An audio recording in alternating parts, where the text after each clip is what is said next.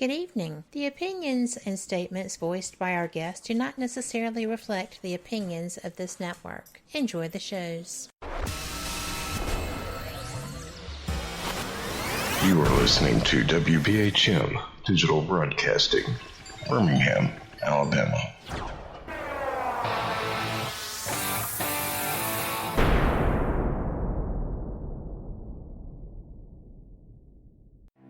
Headline edition, July 8, 1947. The Army Air Forces has announced that a flying disc has been found and is now in the possession of the Army.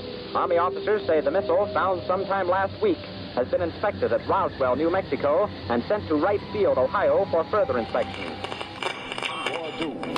Now, historic films made in the spring of 1948 and just released show Eniwetok preparing for heavily guarded and still largely secret tests of new atomic weapons. The test's purpose is to measure atomic effects on thousands of different materials, 30,000 tons of them, not, as at Bikini, to prove military effectiveness.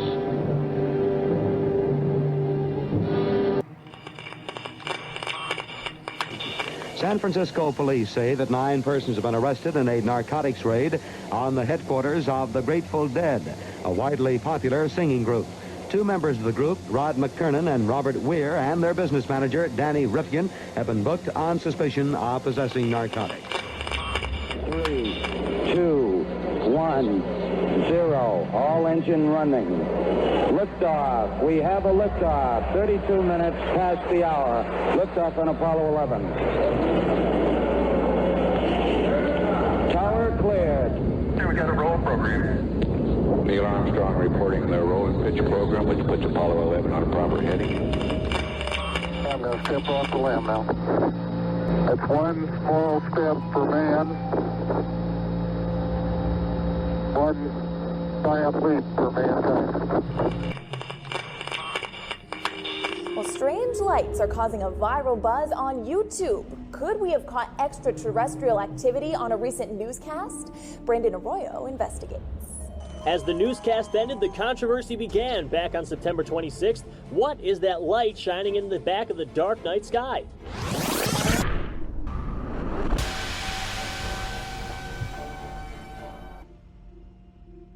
With coverage reaching all the way back to 1948, for over 70 years, Fate magazine has brought you reports of the strange and unknown, all of them true.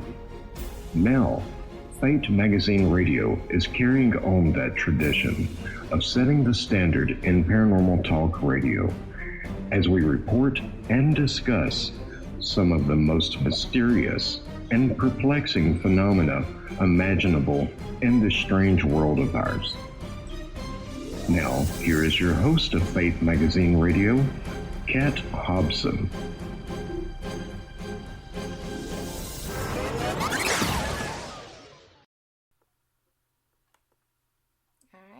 And we are going Facebook Live over here. I really hope this works. I love a challenge. So, it's doing all the things here. And we are doing it. So, preparing to live stream over there. For those listening on Spreaker, we are also going Facebook Live tonight, and I'm hoping that both will work. You will... Okay. So...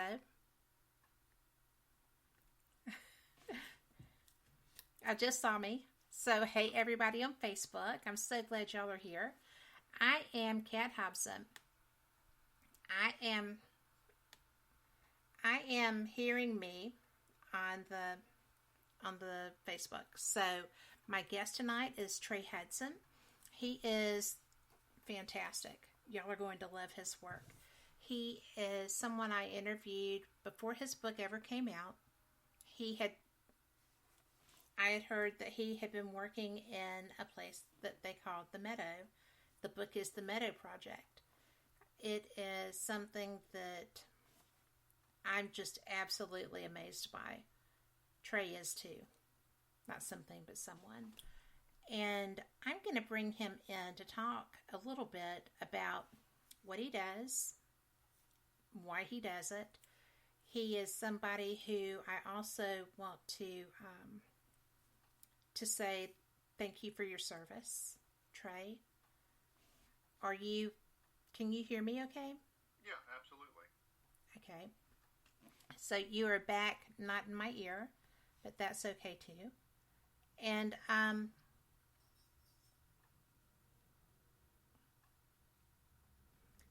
am going to try to figure this out because I hope people can hear me on Facebook. I can't. I hear you coming through my computer, and I'm good with that. So let me see what is going on here. Can you give me a 5 count, please, sir? 5, 4, 3, 2, 1. Okay. That is completely not in my ear. I'm in my ear. Oh well. Do you know what? I am not going to fuss about it because whatever works, we are going to make so. Now, first of all, you have done all kinds of wonderful things as far as your military career, working through your whole career. We had just talked that you are wrapping up a federal career. You have served active duty in some pretty hazardous locations. You have been military intelligence that when my dad did that said was mutually exclusive.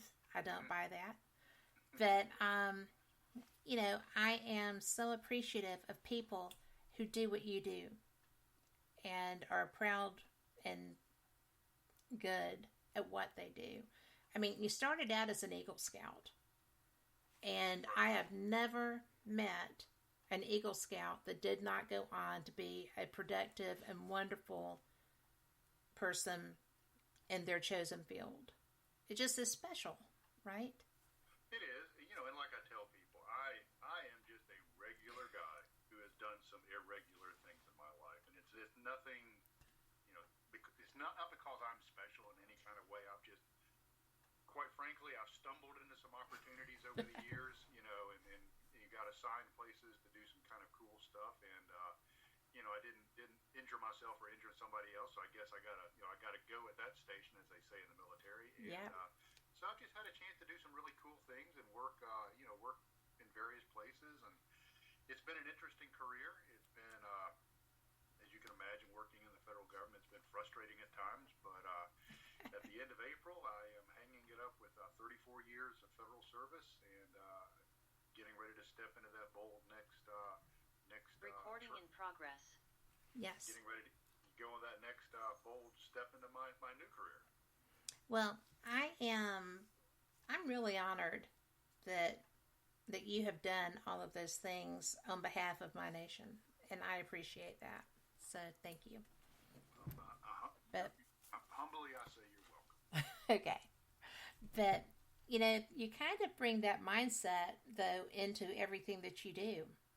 I have seen just the little bit that I know about you. You're very precise. You're very walk your walk and talk your talk. You don't just talk your way through things. And when you have your team doing investigations of any nature, but especially when we spoke the first time and what I've read, when you were actually actively out in the meadow doing your research and your work, when you were writing, you give full credit everywhere, but you watch everybody's back, and you have people like you who are on this team. You do not have just any Tom, Dick, or Harry out there or Harriet out there working, because this is serious work. I mean, we'll get into that later, but you had a situation where you did not know where 2 team members had gone. Yeah. So, it's one of those things, and you talked about the structure, the way we do things, and that's something that I would be remiss if I didn't warn people that this type of research is not without danger. Okay, Yes. It's not without a certain degree of risk of injury, to yourself. Not only physical injury, but there can be psychological injury. Mm-hmm. So we're very serious. We're not a bunch of sticks in the mud. We like to have fun. We cut up. We're some of the people that have gone out with me personally. I Katie, do. Katie Page has gone out with us. So we like to. We have a very good time, but we're very serious when we're on task. And I think that not only generates a high degree of safety in as much as we can, but it also yields very positive results. So, what they always used to say is, write your plan and work your plan. Have a plan and work your plan. And that's how we try to go about our business whenever we're, researching the Meadow or anywhere else. Well, if you don't have a plan, I lost you. But if you don't have a plan, what are you going to do? I mean, you have to, even if it goes to heck in a handbasket, then you still have to manage to make it so. Mm-hmm. And I think that is something that the military prepares you for, because you have to take into consideration that the unexpected happens much more often than people think. Mm-hmm. And as you said, there are some liabilities as well as dangers. And, some of the things that I know that we spoke about the first time Mm-hmm. blew my mind. Mm-hmm. And, you've had, and since we spoke, I've met a man in black. Oh, Somebody who was an actual man in black. And it was astounding to me that at this point in his life, he doesn't care. I mean, I would think that the need for secrecy for that has gone by the wayside, and he was very open about sharing that. Blew my mind. And it was a case that I'm familiar with Mm-hmm. and have spoken to people involved with, and I learned at a conference that this individual had been a man in black on that case.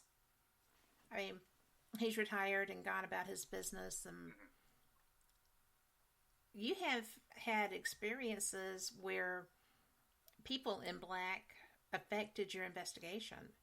Yeah, it was, except ours was a woman in black, Yeah. which, Nick Redfern talks about, the women in black as well as the men in black.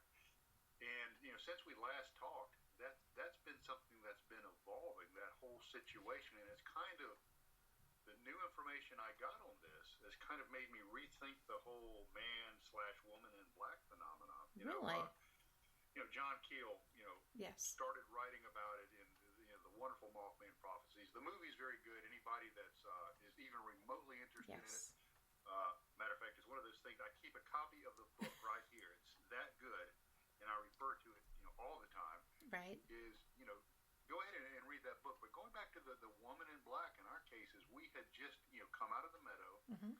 and this was the incident back in. I'm looking at my notes here. This was in February of 2017. Yes, it's been a while. And we had a cube or a box. Now, this is where it gets also odd, and I'm going to go down a lot of rabbit trails. Oh. If I go too far, grab me by the foot. No, because I have we're going to talk about the cube too, because I found another one. There are, this whole cube phenomenon is absolutely rife through the, high strangeness experiences all over the world. These Yes. cubes are very significant. And actually, that's how Katie Page and I got to be friends, is we were at a conference in Nevada, and she comes up to me, and I'd never met her before, and she goes, "Are you Trey Hudson?" And I said, "Yes." She goes, "I need to talk about the box. I need to talk about the box." And it turns out, she had some experiences at the unnamed ranch in Colorado, Mm-hmm. where they also experienced cubes and boxes. And the more I read about it, there's something about cubes and boxes, that particular shape, that Yes. geometrical manifestation has some sort of significance. And what it is, I haven't quite figured out. But nevertheless, we witnessed a cube or a box actually manifesting on our thermal equipment, on our FLIR. And my FLIR operator, a gentleman by the name of David, had called us over, and we were looking, at the remnants of this cube. It had started to dissipate, and we dispatched 2 members into the area where this cube or this box was, and they disappeared off of our equipment. They completely vanished, off of our FLIR. And which always gives somebody in charge of that situation warm fuzzies, right? Yeah, it was really. It's like, oh no. Yeah. Yes. So, luckily, my team members were really dialed, and they stepped in there, and we're saying, "Hey, we can't see you on the thermal anymore," and they backed out of it. Now I'm gonna shift gears, go to their point of view, and from their point of view, while we cannot see them on thermal, their point of view, they described it as walking into a very dark environment, almost like they were walking into a black velvet bag. That dense. They could hear no sounds. There was no audio. When they went into this area, they didn't encounter any kind of encumbrances. They didn't run into any branches, briars, brambles, nothing like roots, nothing like that. They just walked into this very unimpeded. So there was no environmental thing going on. Right. It was almost, and I'm going to, kind of jump back here.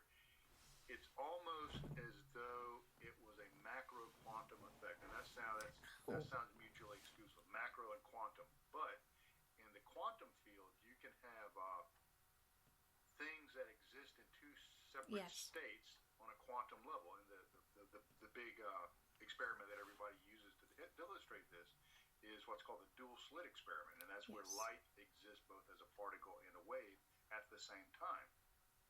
But on a quantum scale. But it's almost like this environment existed in 2 states. It existed in the state in this normal world that we're in, but it also existed in a state that was just a little bit off, just a little bit different. Like the frequency was tuned just a little bit to the left or the right. And in that state, they didn't have these encumbrances. They didn't have these brambles and roots and, sounds and stuff. And when they came back, they spent just a few moments in there, and they came back out. All of a sudden, they're running into these branches and brambles and having to fight their way through it. And so it's like the world existed in a slightly different state for that very short period of time in that very narrow geographical area. So we had all this going on, and I promise I'll get to the woman in black. No, I'm fine. I'm going to apologize for the wild animals. Oh, that's fine. We've had a bit of a animal situation going on, so. Sorry. Anyway, we got to, my team members came back out, and since then, we have gone back to that same area during the same time of year, which was February, and we have done our best to recreate that. Recreate a team completely disappearing from our thermals, and we cannot replicate it. Everything we do, every situation we put forward, every scenario we run, we are always able to pick up the team members with our thermals. Right. And part of it is because there's a lack of vegetation in that area, during the wintertime, so the thermals can see wherever they're at. So that's we've tried to debunk it. We haven't been successful thus far. So anyway, we had this remarkable experience with this. I'm going to say it. I'm going to go there. Portal. Yes. They stepped into something different. They stepped into a different environment, totally. Phase of reality. Yes. And that, to me, defines a portal.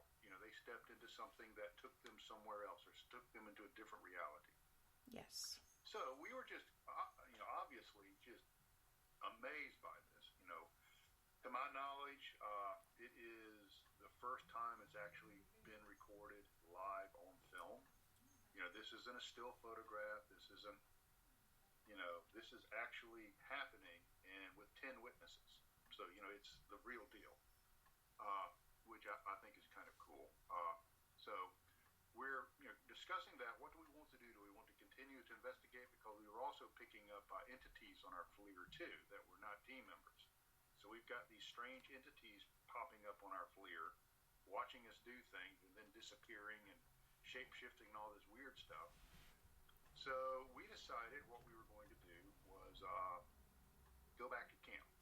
Go back to base camp. And the way we run base camp, you kind of alluded to it, we run it like a military operation. We have a net control officer who runs all radio traffic. We have a operational commander and a tactical commander. Operational commander is usually in charge of the entire expedition for however many days that is. Tactical commander is the one that's in charge of things actually in the field. Right. So I was wearing both hats at that time. I was out in the field that night, and I just made the operational decision. We're going to return back.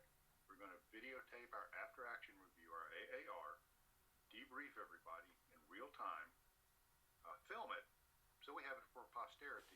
And if anybody's interested in the book, there's a transcript of that entire debriefing. So it's word for word exactly what was filmed during that time.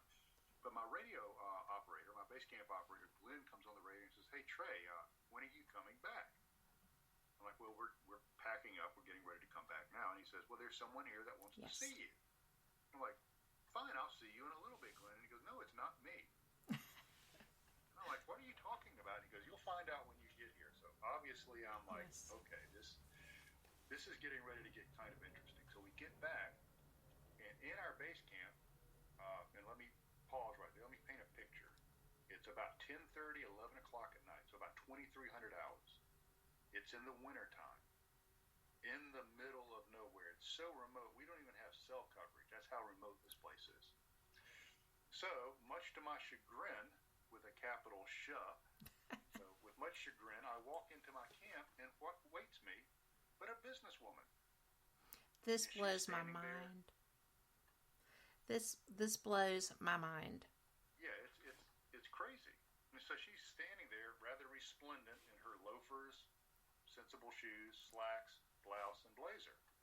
Like she's getting ready to sell someone a $250,000 piece of real estate somewhere. I was expecting her to put a sold by sign, right in the middle of our base camp. Yeah. Sold by Miss X. But anyway, so she's there, and so she makes a beeline, right to me, because Glenn, my intrepid base camp operator, he's the guy in charge. Go talk to him. That's right. He's been fielding questions from her for about an hour. And that's like, thanks, Glenn. Yeah. No, so I actually, he teases me about that, and he's like, "Hey, I was done with her. I just wanted her to go harass somebody else."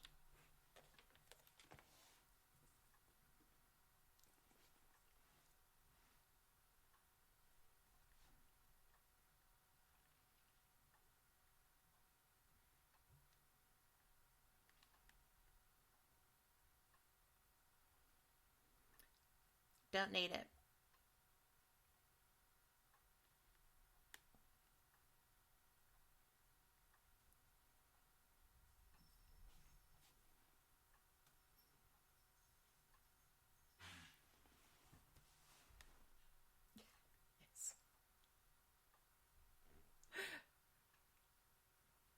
Yes.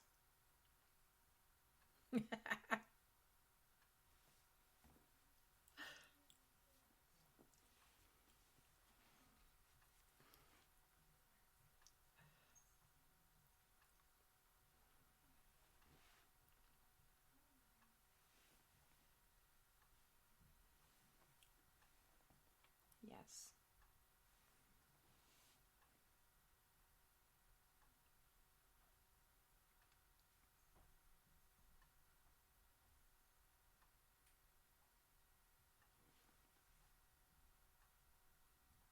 No.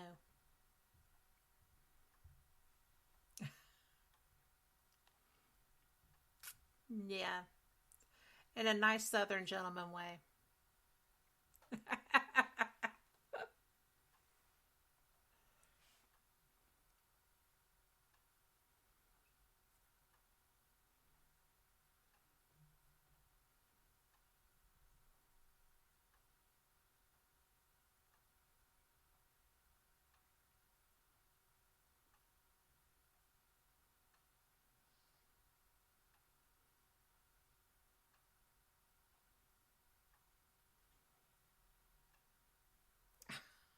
Okay.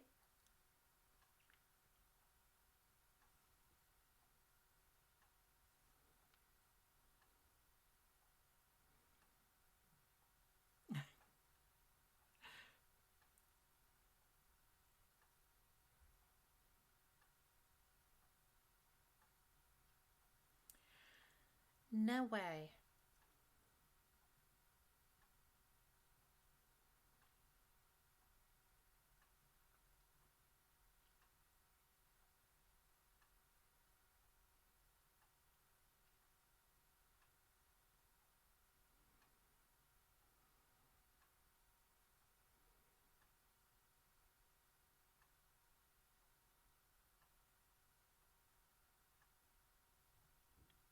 Oh, yes. Yes, it does.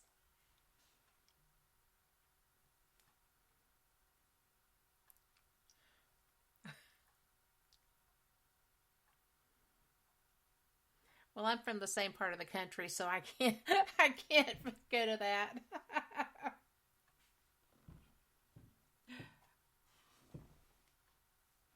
Yes.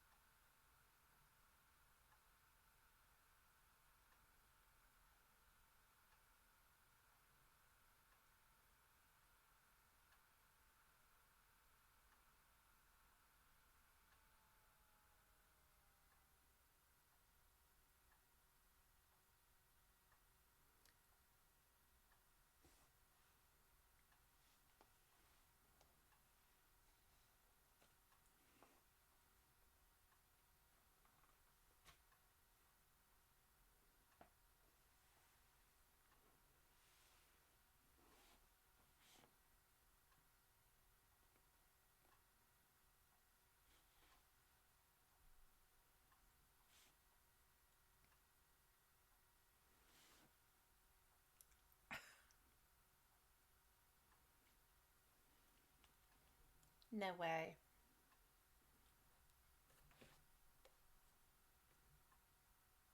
Hmm.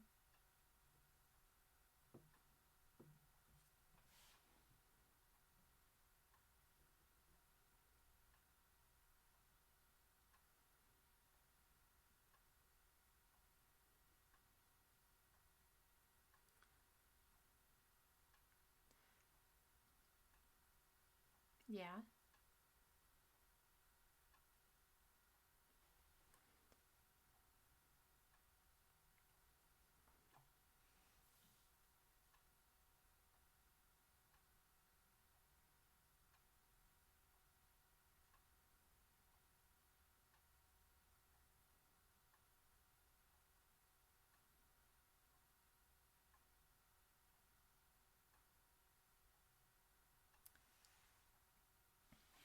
Wow. That is.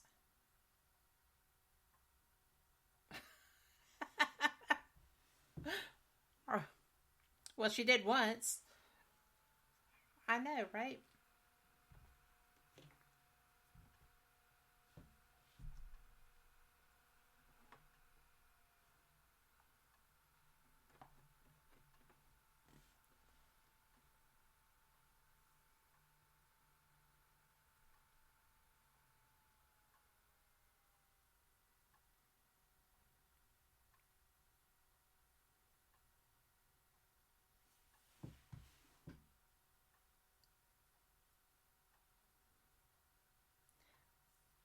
Well, but I would have thought that she would at least have some interest in showing up.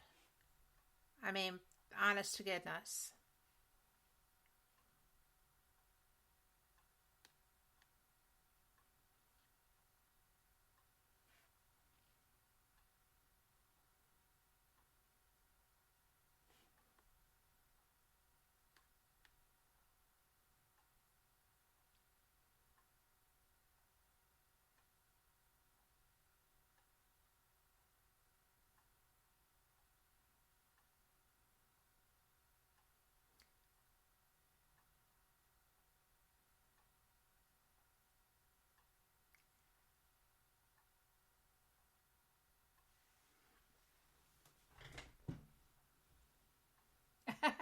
And it probably wasn't a true bear.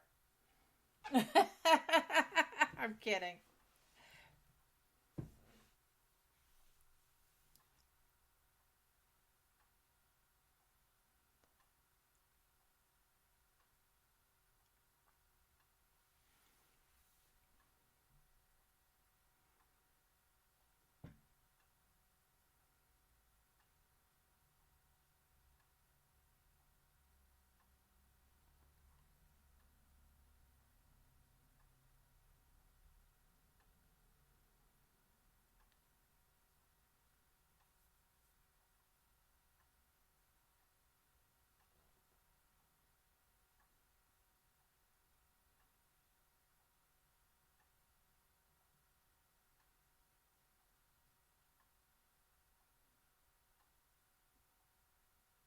Yes.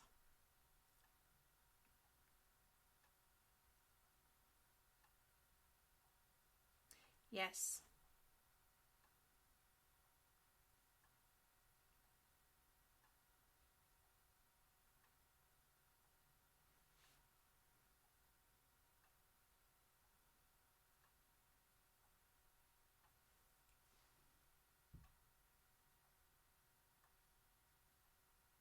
Right.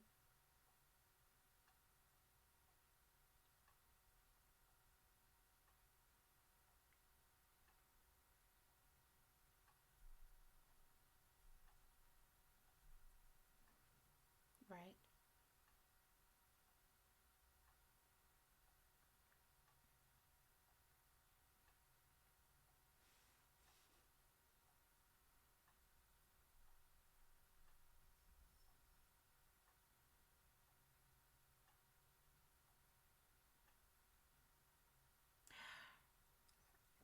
Gotcha.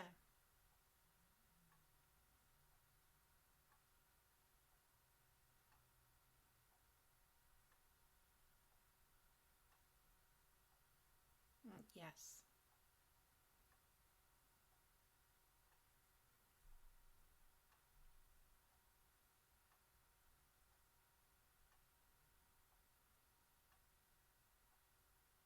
And that's a powerful example.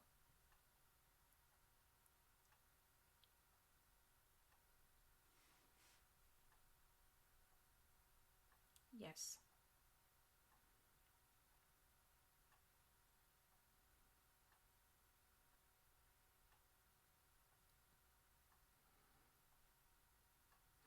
Now, Trey, I'm gonna interrupt you to visit that a little bit if you don't mind, because that actually makes a good bit of sense. Although you have instances where these entities have been found on camera, like the two guys going into the hotel. What was that? Switzerland, I believe it was, back many moons ago. But they often present as not actually human-esque. They just, like, their skin won't fit right, or something is seriously awry with their appearance, such as that. And they don't speak with any known accent. It's something where something is trying to emulate a human, like with this woman. But this woman actually was a human because she had recollection. And that to me is right. Well, except for but what kills me is the monkey bears thing. I'm sorry. I would not know what a monkey bear was, and I'm from here. So I've never heard the term. But yes.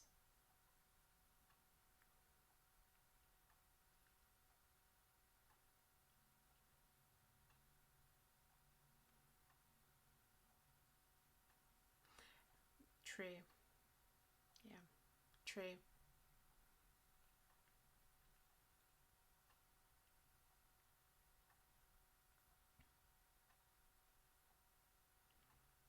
Well, I mean, we have a friend, or I know someone, I'm sure you would too, who investigates there often and who is in those woods alone often.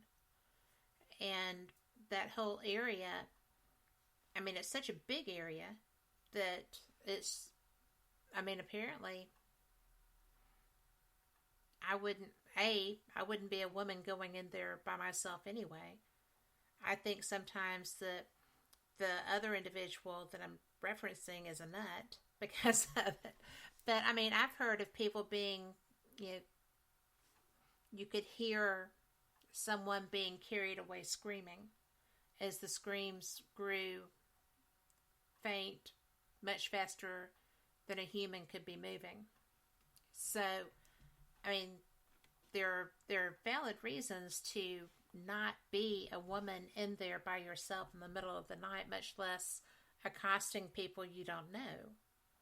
So definitely she would have to be in control of something, whether it's drugs, alcohol, or entities, because it's crazy.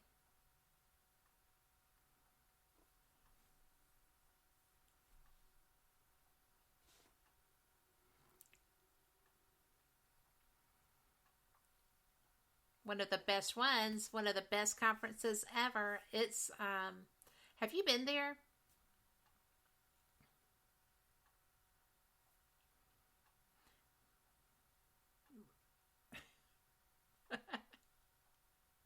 Well, you are going to be so blown away because no matter what other conference, and this is a plug too, but it's not shameless, but it's one of my favorite conferences. And the first one I ever did was the first Alien Con. So I had ideas, and then Contact in the Desert. So I had ideas already about what UFO conferences were like. Well, when I went to Eureka Springs, it was such a difference because A, it's tiny. B, Eureka Springs is a freakazoid place. There's so much activity around there. But C, I had interviewed Stanton Friedman a couple of times, but I'd never met him, and that's where we met. He was there to lecture. They have people, of that standing, like you, who are some of the best lecturers I've ever heard. And, my friend Chase Klonsky did her first presentation there when she had just finished her research on the Peruvian skulls, the elongated skulls. And that was one of the reasons I was so excited to be there, because it was her first time to lecture, and we're good friends. So, and I met Katie there last year, but not until the end of the conference, because, I was sitting there, it was time to go, and she was sitting with a good friend of mine, Mark D'Antonio, and another friend, and they left, and I was by myself, and Katie's like, why don't you come sit with us?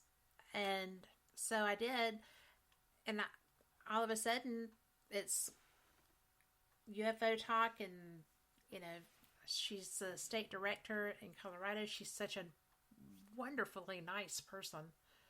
And so when you said that she has been a guest to the Meadow, I was just like, what a fantastic investigator to have out there.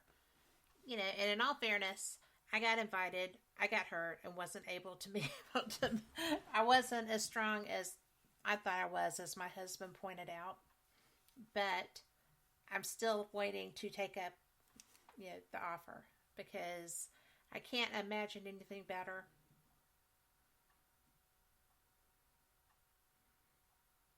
I should be good in May. I'm finishing my physical therapy up, so yay, because since we spoke, I fell through a balcony. So it's like, oh my gosh, I've never gotten hurt. And boom, right when I wanted to do all these cool things. But I have got some new equipment that I would love to be taking out there. So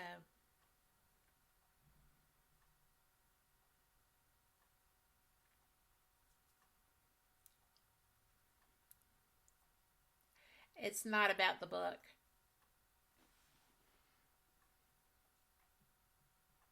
Yes.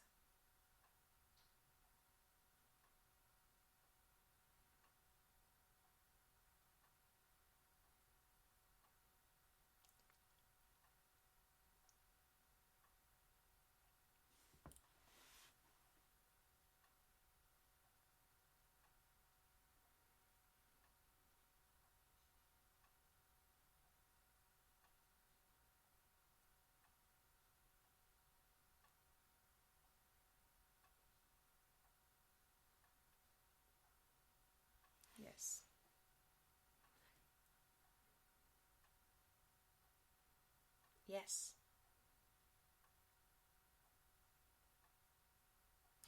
Amazing. Oh my gosh.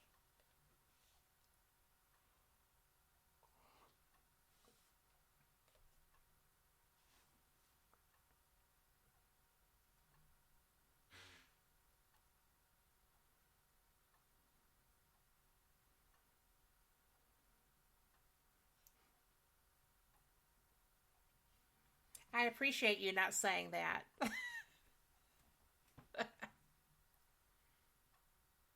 Yes.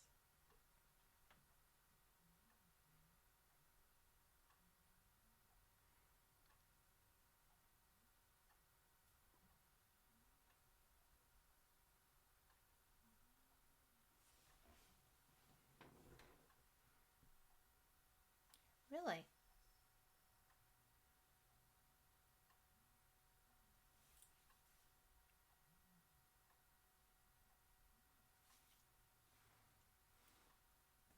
Yes. Mm-hmm.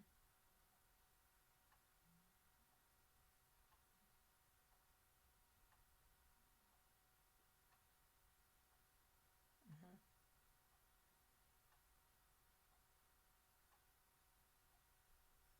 Yes.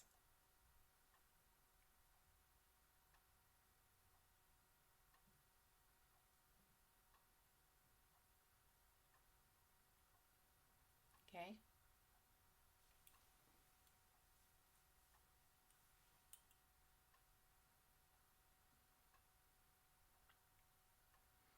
Really?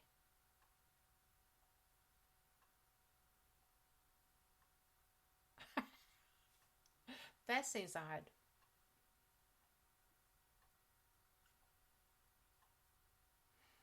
Well, we were talking about the similarities and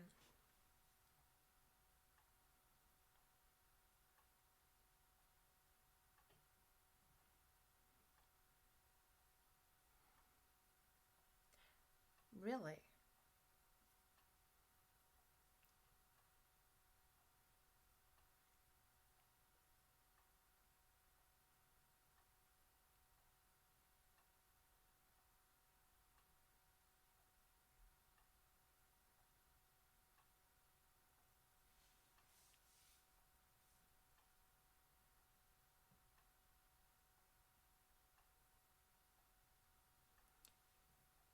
Right?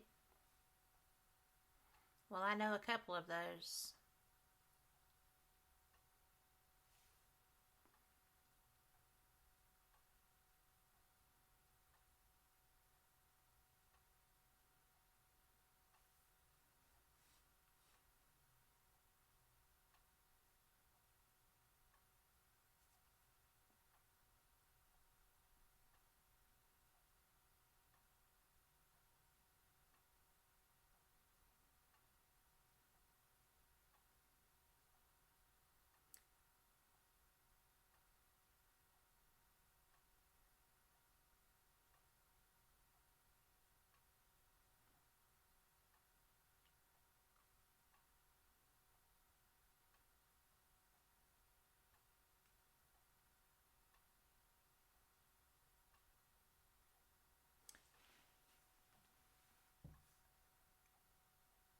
Right?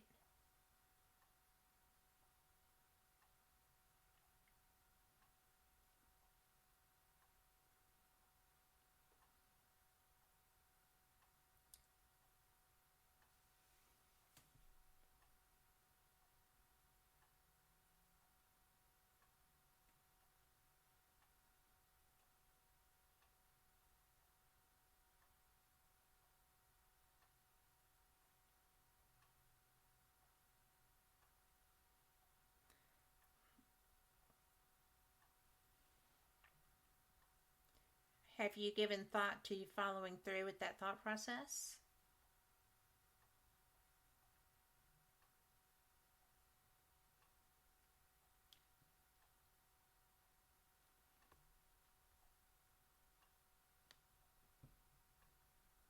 You, okay, I'm not hearing you. This looks frozen.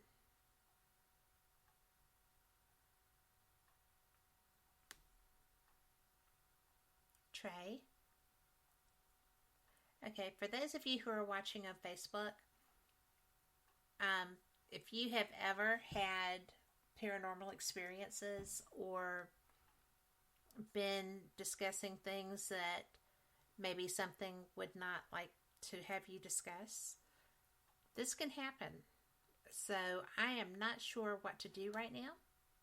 I'm going to see if I can get Trey back. So I think probably he'll call in. Let's see. I'm going to keep this meeting open. Trey, if you can hear me on Facebook or if you can see me on Facebook, I'm going to leave this meeting open and you just go ahead and come back in. And I'm not sure where to look because I'm not used to doing this yet.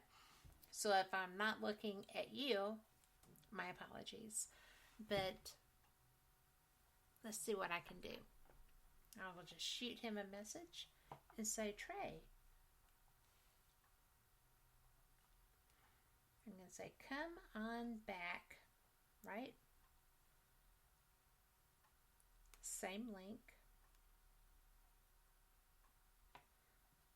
And we'll see what happens. Meanwhile, I'm going to tell you that a lot of times when I'm doing interviews or, oh, that's kind of a rude shot of the little guy behind me. I'll cover that. But one of the things that always surprises me is that high strangeness can affect anything. It doesn't matter what you've got going on. It just shows up. And it's an unusual thing to have happen.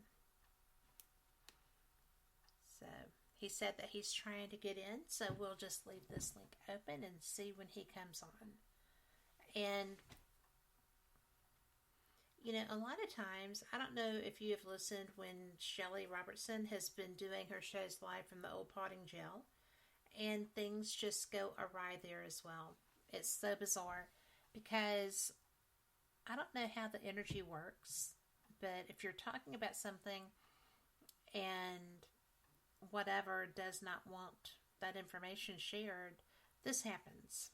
And it truly is one of those weird things. So, and Trey did say that he is trying to get in. I'm not sure what's going on. But, you know, the areas that I have been to that do have anomalous experiences have those things in common. You know, you have, usually there's some sort of physical anomaly with the property.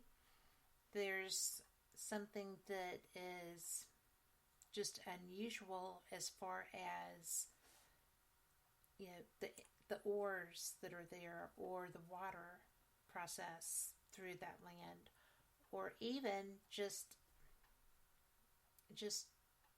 bizarre animal behaviors, things of that nature.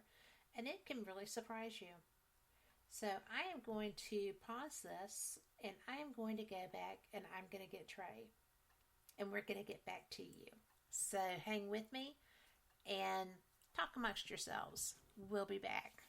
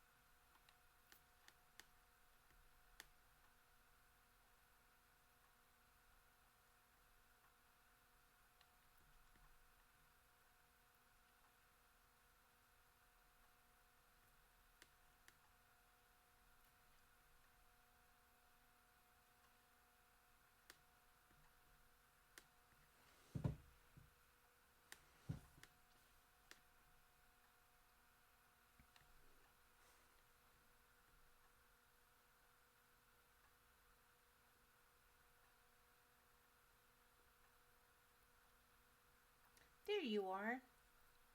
Hey. Well, I was just talking on Facebook that, that happens when we're having that kind of conversation. And it's just part of the high strangeness and, yada yada. So I was filling some time giving you a chance to get back over there. So let me go back over here and we're going to go back to Facebook. Where is it? Okay.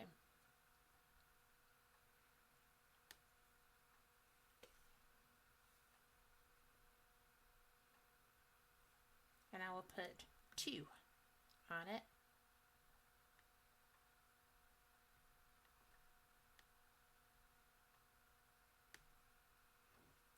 Okay, and this says that we are preparing to live stream.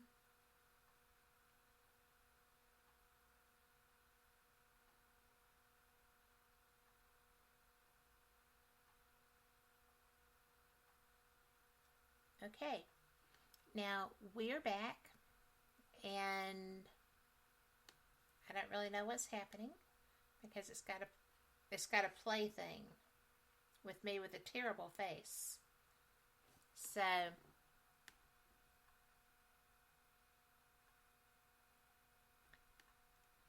I'm not sure what to do here.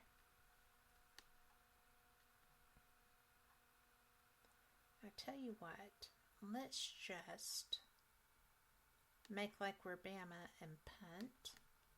We are. It doesn't for them, no, not at that last Auburn game that they did that. Let's see, I'm going to go ahead and I am going to begin recording this again if I can get this stuff to work. Get out of my way.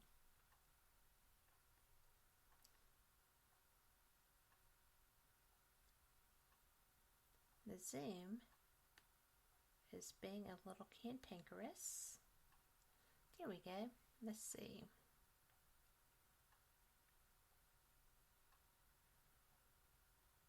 Where is...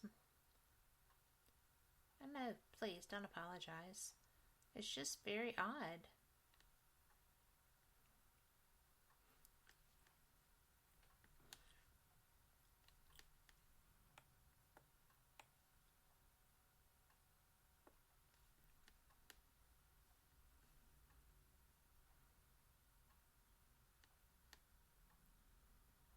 Well, I understand because I am hardwired, and so there should be nothing happening. And I am going to start recording this again. I just did. And it says that we are live on Facebook, but let me make sure that it still says that.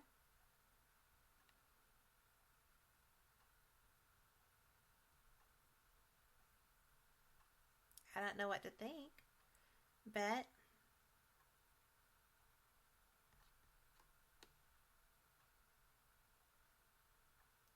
let me close down that one. So if somebody can hear us, if you could just shoot me something in Messenger, and we will be doing that. And meanwhile, we are recording, Trey, so I can just go in and if I can't do it, I can get somebody to work their magic and make this a good thing. So,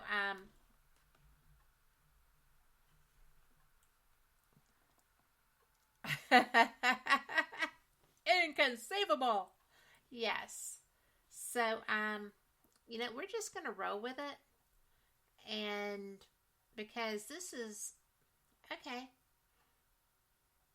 we're live. So it is feeding. But we left off with you dropping off into the deep void and me trying to do my song and dance number. And so you were talking about the strangeness. You had your team member who had the picture of a different thing come up on her phone. And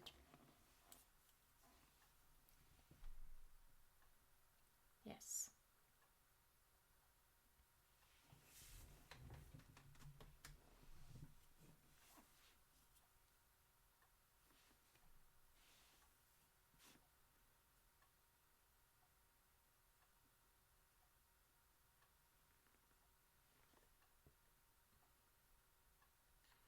Okay, that's alarming.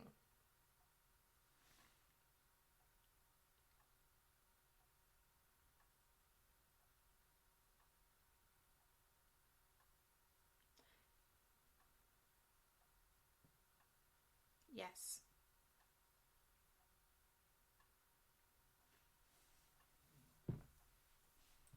It does.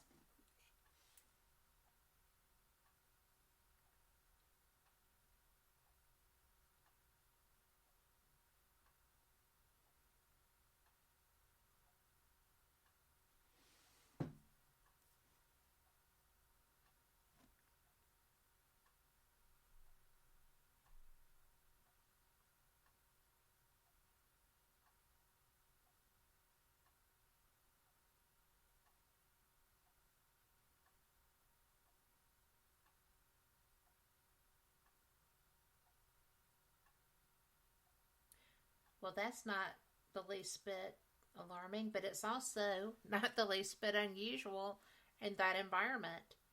Is she the only team member that this happens to?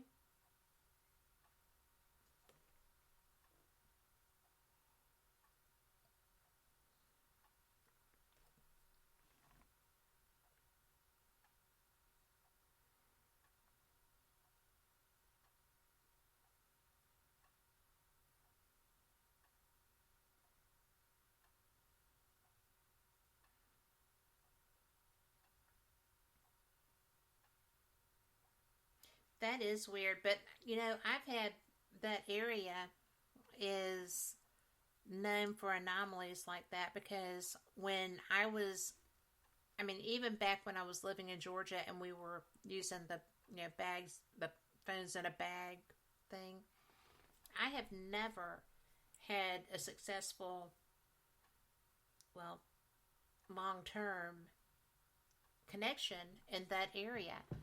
And it's rural, but it's not so far away that it should have that issue. It's just weird.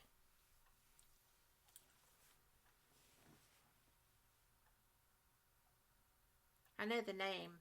I probably yes, yes.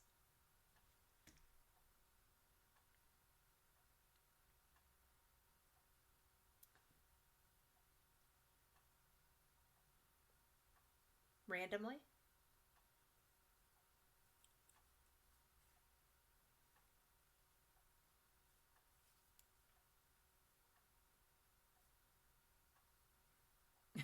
Yes, yes, yes.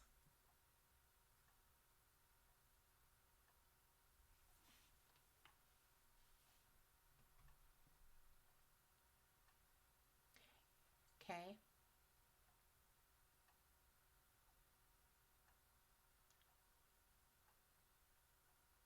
Mhm.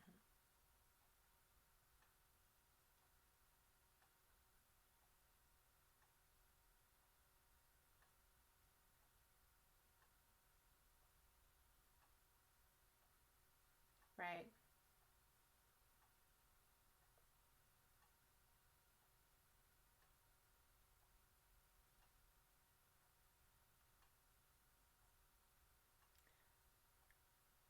Whoa. No way. That's that's extreme. Well, it's not harmful, but it's an extreme change.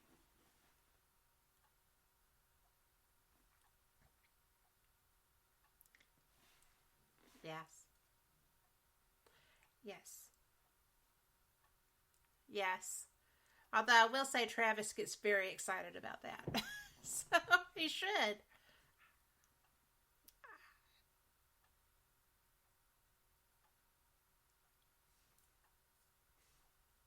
Yes.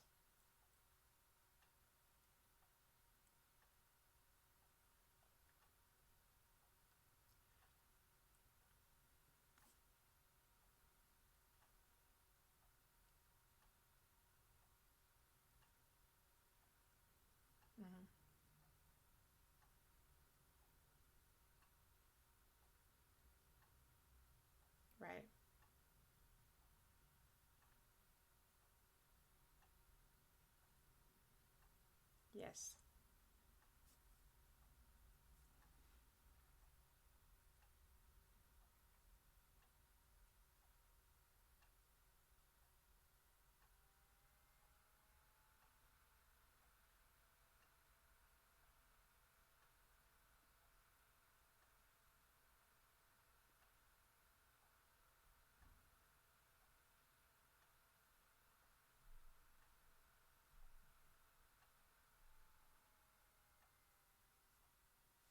Interesting. Yes.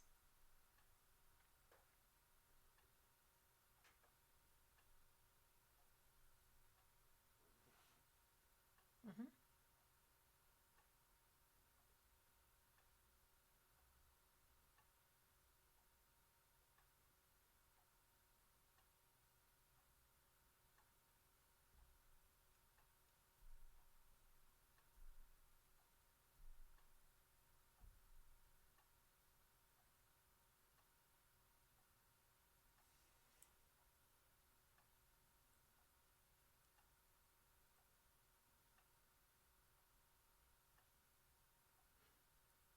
Right.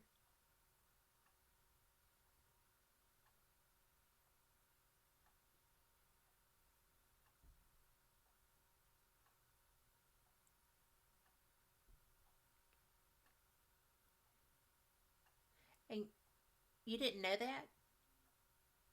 How cool.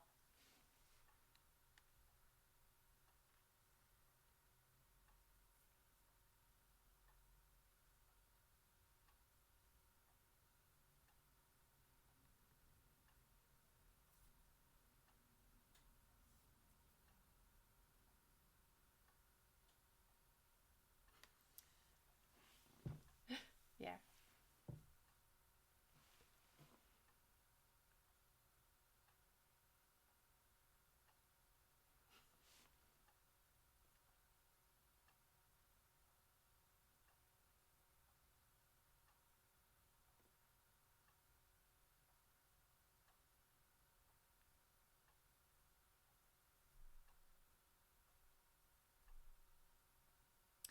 No way.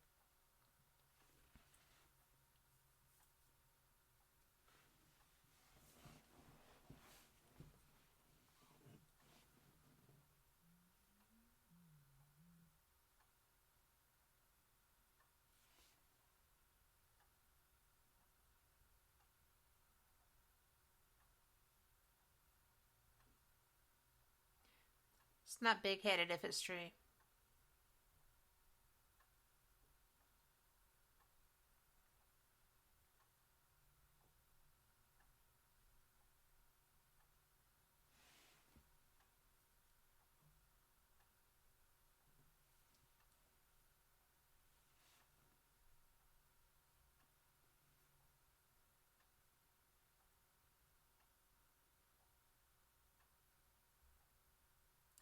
Whoa, okay. So it transitioned back to where you were aware that you were there.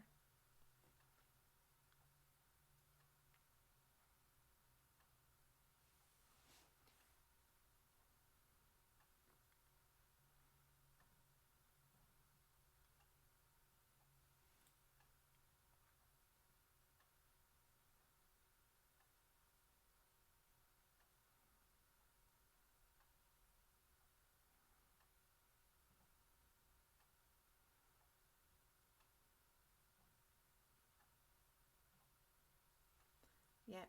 Give me a minute. Yeah.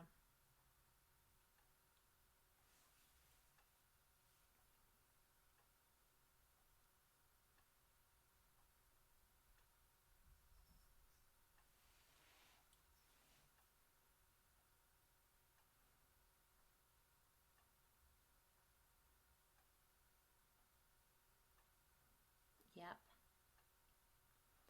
Yep.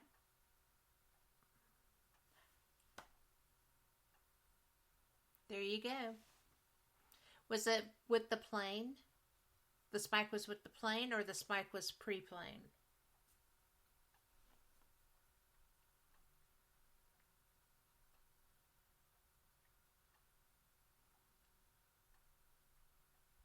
Yes.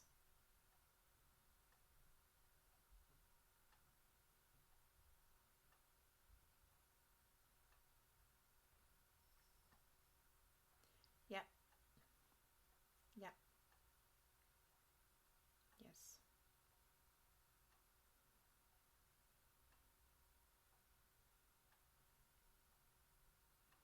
Yes.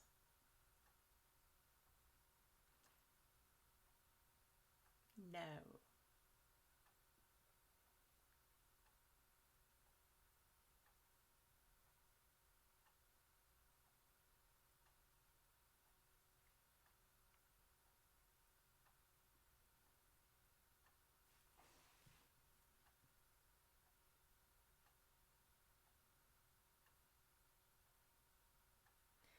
Wow, it is.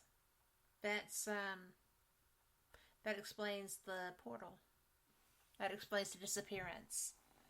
And I'm going to put out here that we've only talked briefly outside of the interview that we did the first time. And I have never had any reason, either with hearing you describe your work, hearing the work that you do, there's nothing that would give me qualm about being out in the woods with you. There's nothing that would give me any reason to doubt your validity. But I also would have no reason to think that someone with your background would be prone to flights of fancy. At all. I mean, at all. You're military. You are boom, ba-doom, ba-doom, ba-doom, ba-doom, ba-doom. And I know that. So to me, the fact that you, not somebody with your team that you were responsible for, but that you experienced something like that, is to me that gives validity to this experience like nobody's business. No, please do.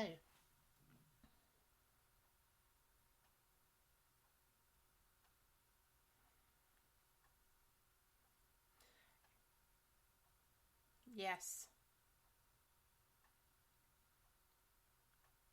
Yes.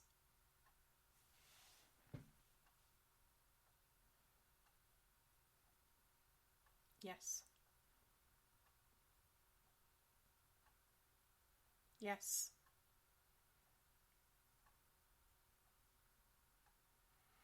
Well, it is, but I'm just saying that I personally would vouch for you not being prone to exaggeration or dishonesty, or for something to have affected you like that. I can't even imagine how strong it was. And with an ankh there, I bought an ankh cross because I think they're pretty. But they're very, they don't have to have been, charged or anything.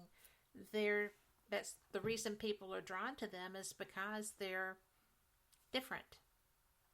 And to find something, because that's actually, as I do my finger, sorry, it's the mom, but for that to be what you saw, especially for it to have been created, because that's what I look for when I'm out cryptid checking, are structures or designs that are not nature. The fact that that was tied down is really, really huge.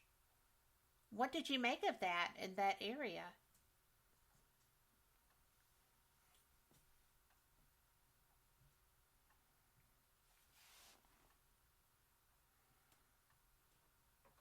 Right.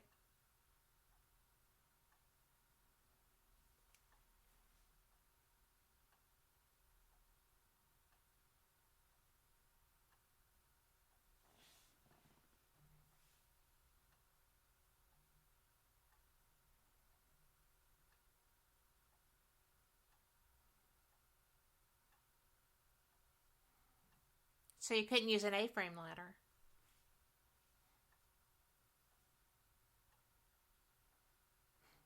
Yes.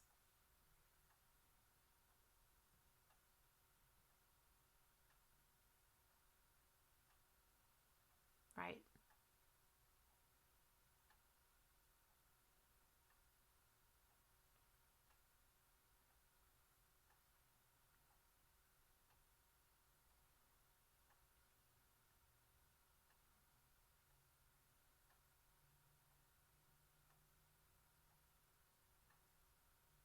Right.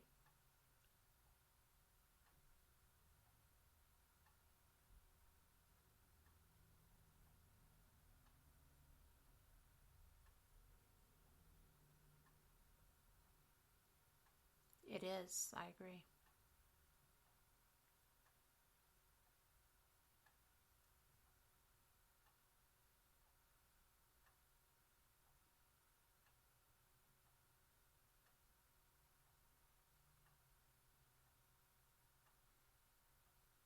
Okay.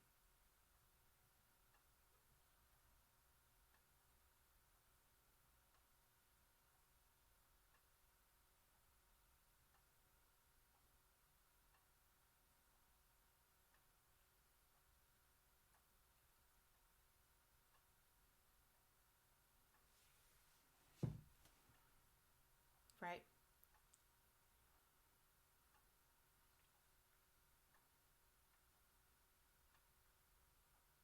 Yes.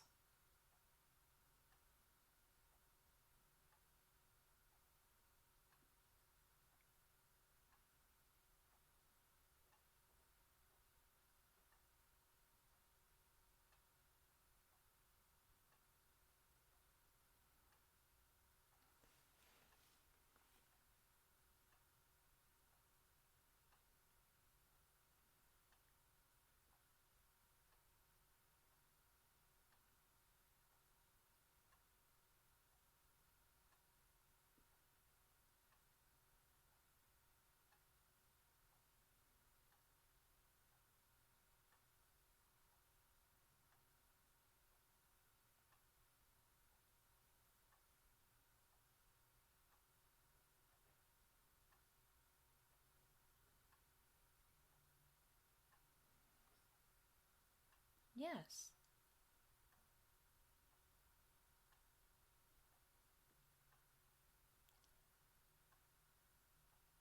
No way. Well, so it was a vehicle?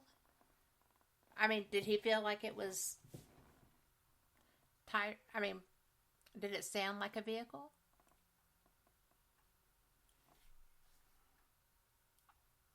Yes. Did he hear a motor? Oh, well, that's different.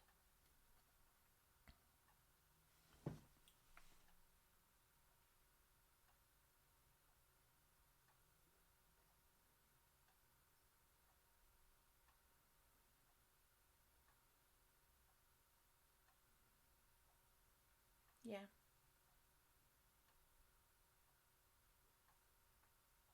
Yep. Just so happened. I mean, so many, well,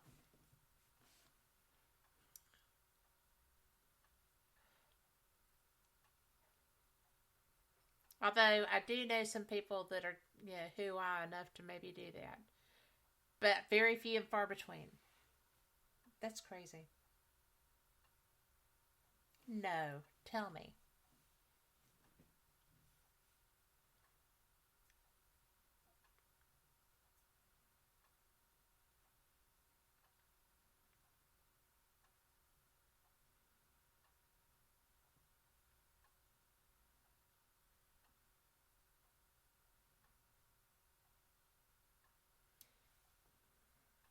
Yeah, it does.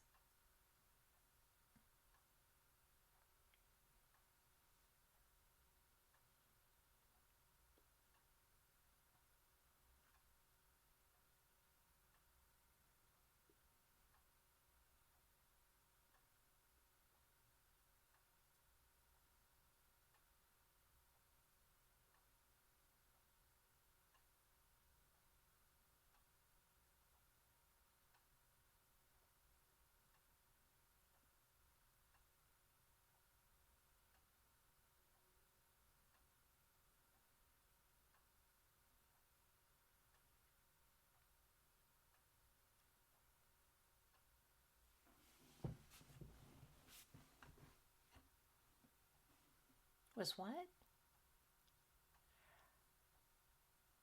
Yes.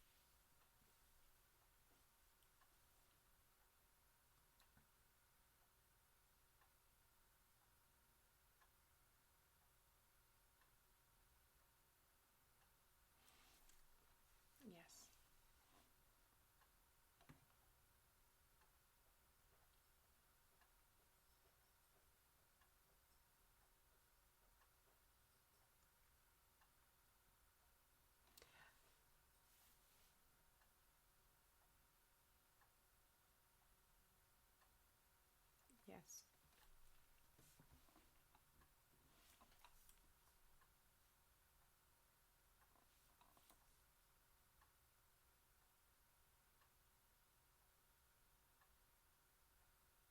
Yes.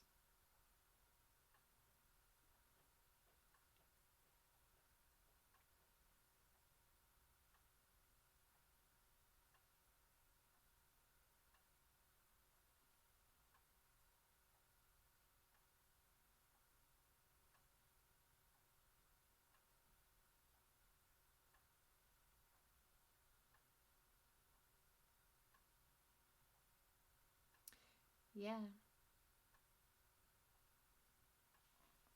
Or standing right behind me.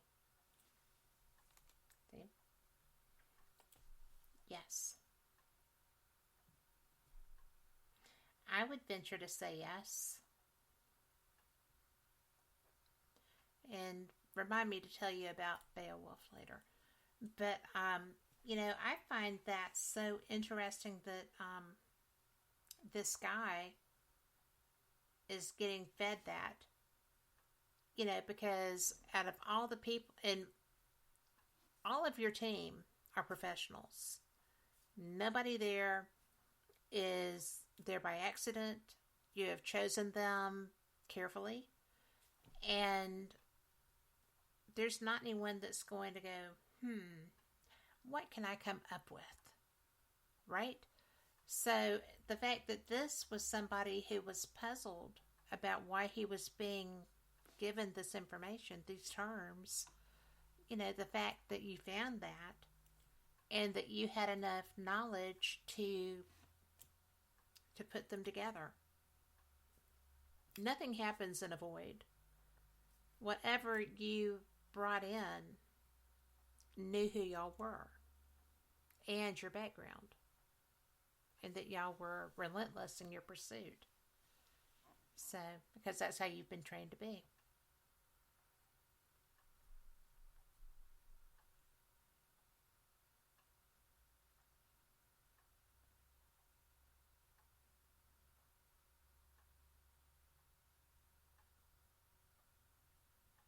Right?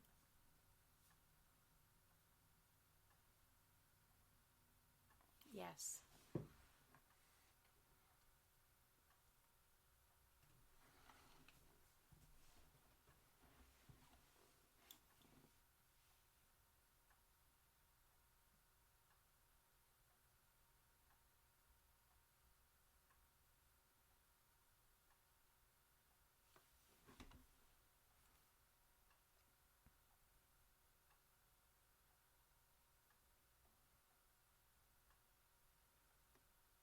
No.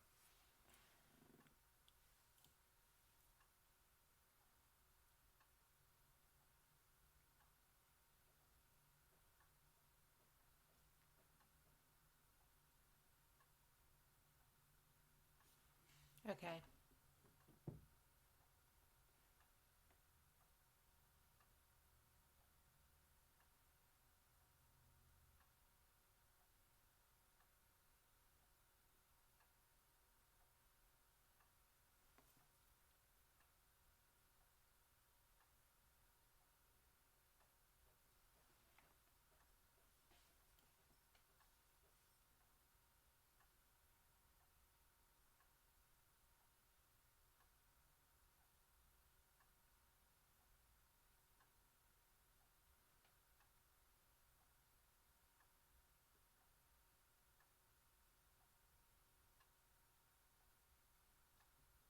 I know, but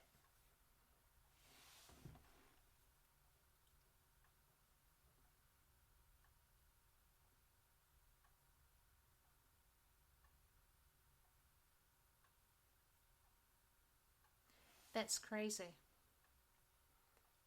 But they thought, yes, it looked like the sun setting. No. Were these people part of the team in 2016? Wow, that's huge.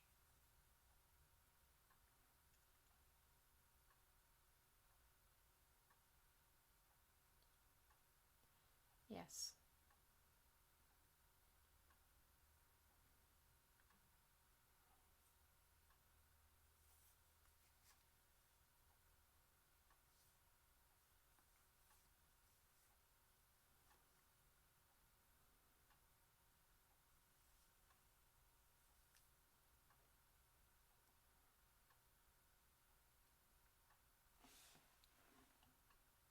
Mm-hmm. Yes.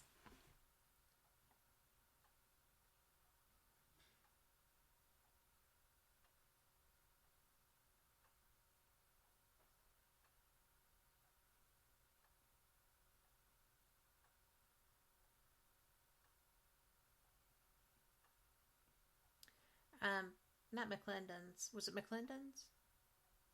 I can't remember.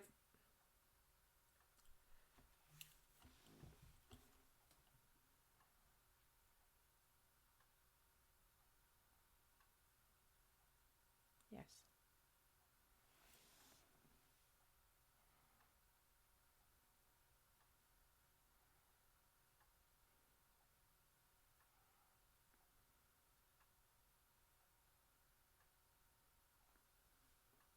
That's new. How new is that?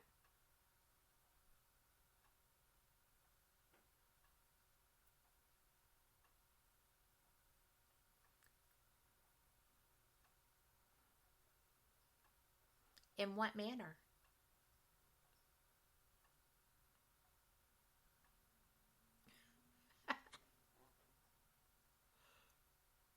Oh my goodness.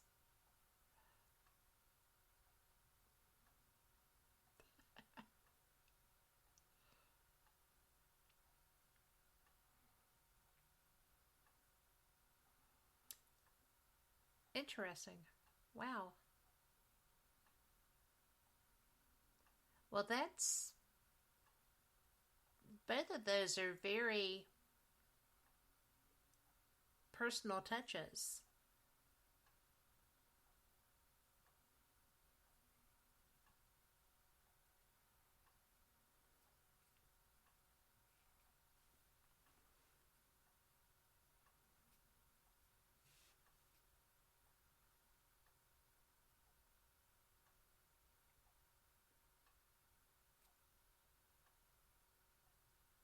Oh my gosh. Well, that's fantastic.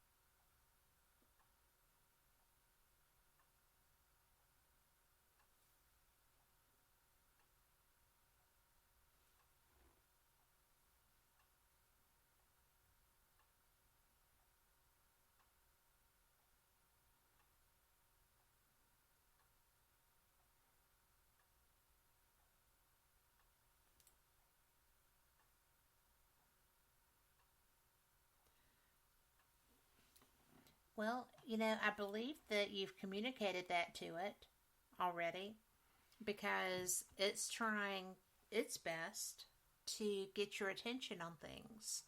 So I think possibly with the guide helmet, you're going to find that you're guided a little bit more strongly. You can maybe get more specific direction.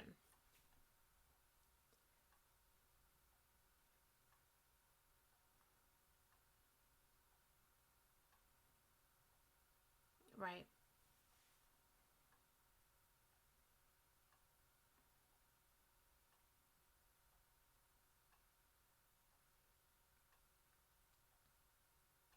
What do you think? Because you've been doing this for years. Okay. So when you first started, when you first discovered this location, what was your expectation?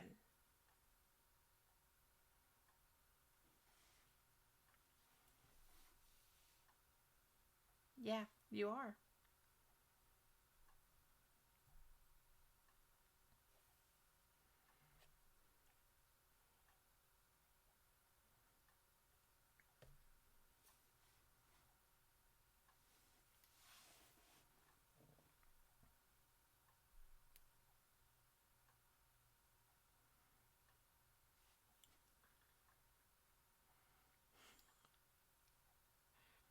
down the haunted road. I'd be right there too. Right?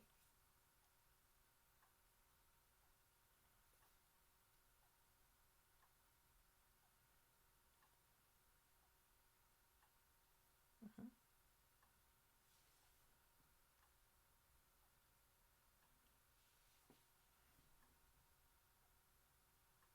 Yes.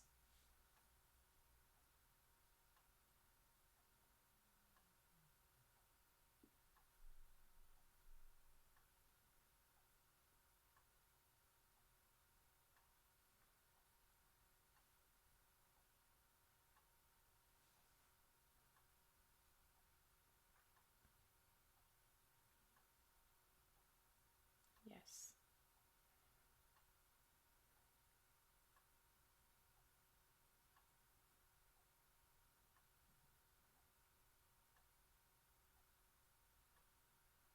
Yes.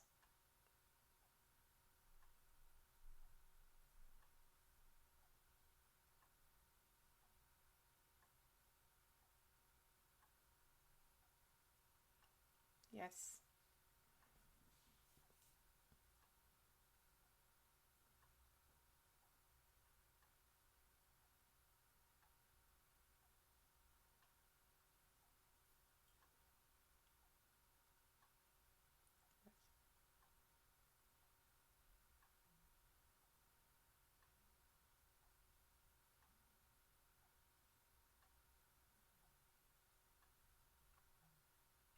Yeah. Yes.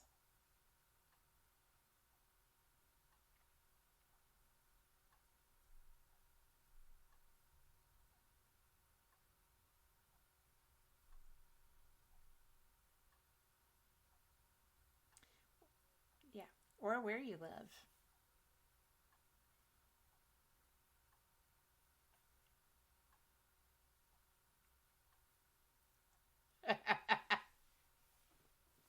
That's so funny. But you're right.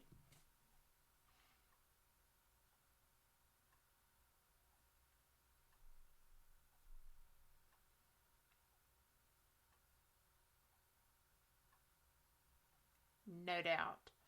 Because they don't.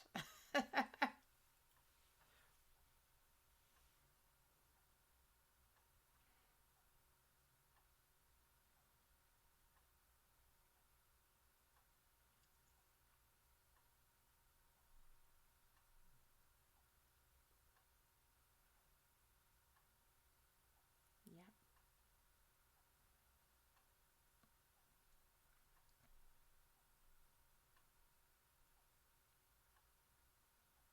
Yes.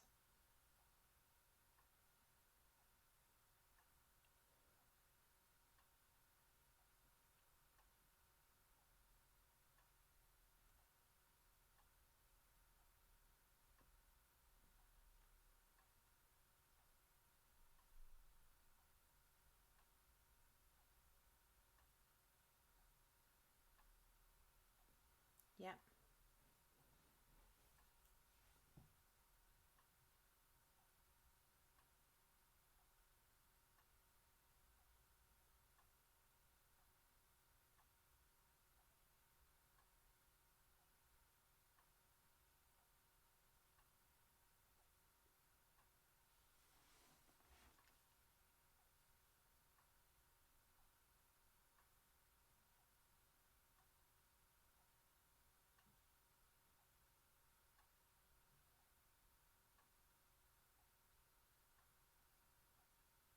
Yes. That's an excellent way to put it.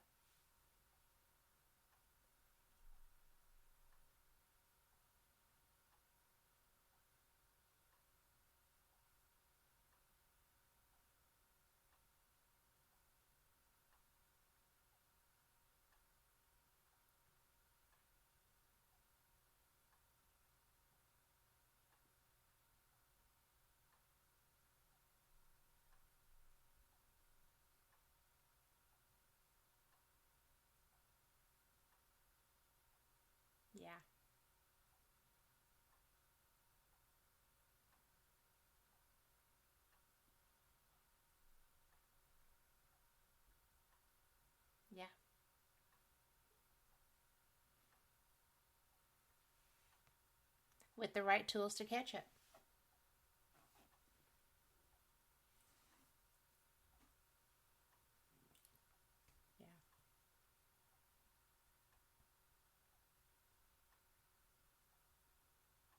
Yeah.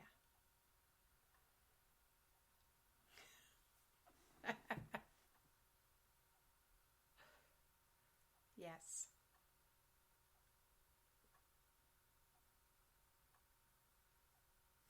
They do.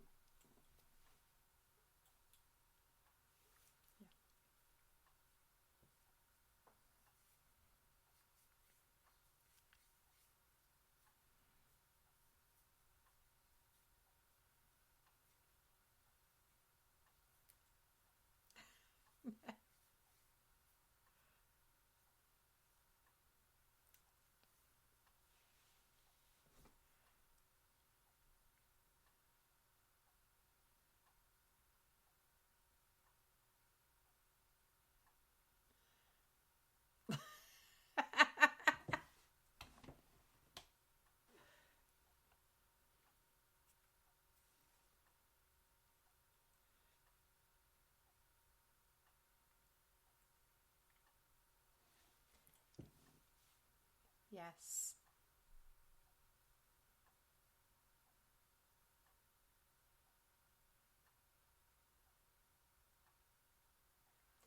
Well, if you don't know the right questions, it's hard to get the right answers. But, something I find interesting is that I have been, I've done this for a long time. I am moving through my 8th year, going into my 9th. And I am so fortunate that I have been able to talk to some of the people I've spoken with, like you. And I learn all the time. But what blows me away is that I too, Butch Wiskowski was someone that I learned an awful lot. I try to always learn because everybody I invite to join me knows more about their field than I do, obviously, right? Case in point is you. You have a lot more technical knowledge than I do. You have a lot more technical experience than I do. And I think that I'm very fortunate to be able to speak with people like you. But it's made my education very diverse. I mentioned Stanton earlier. He taught me physics, in large part. Things that I was confused about, he corrected, that kind of thing. But Sasquatch, dogmen fascinate me and terrify me. But they don't tend to want to eat you, apparently, if you just leave them alone. But I do know of an instance where Butch Wiskowski related to me. There were men, a group of men like you and like him, armed, who were in the field like you go to. And the dogmen just came by them and made clear telepathically that don't raise those weapons, you'll never use them. And just kept going. Not a person tried to stop them. Period. But, there's so many things, and, I wonder when you say that you're in this field and, you've got Sasquatch there behind you, along with all your other things that make people appreciate you so much. Do you ever feel, oh, I have a Shoney's big boy in my kitchen? That's so funny. I just saw him. But do you have any concern that you're going to come up across some, ticked off Sasquatch that's, not had his beef jerky that day and take you out? It went a long way to get there. It should be good. Sorry.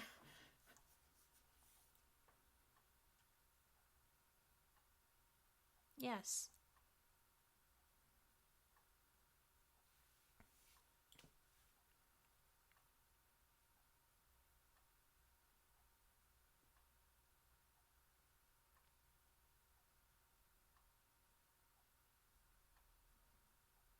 Yes. Yes. Yes.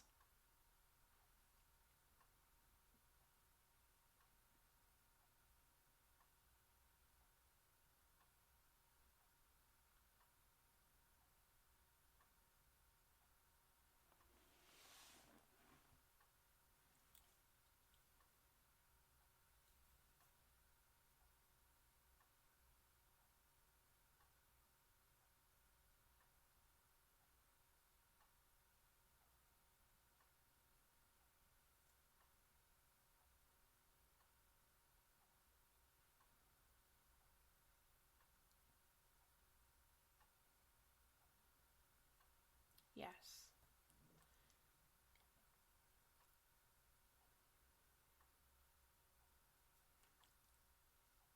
So that is almost exactly the description of animal mutilations.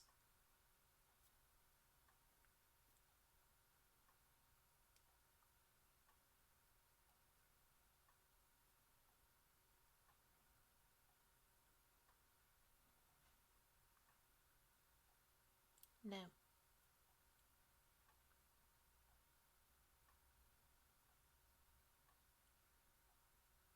Nope.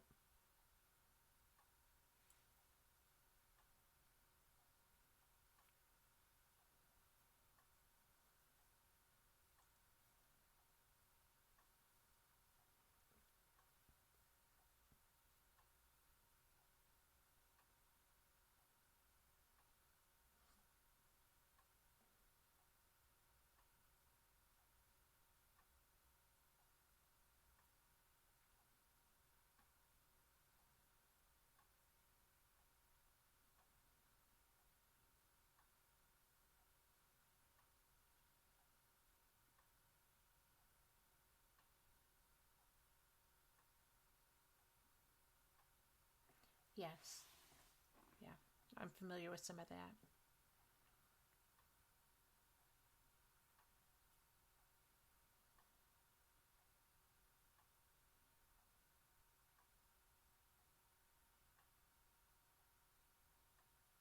Yes.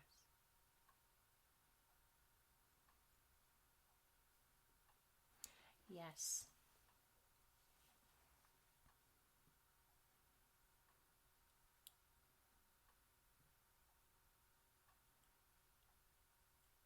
Yeah.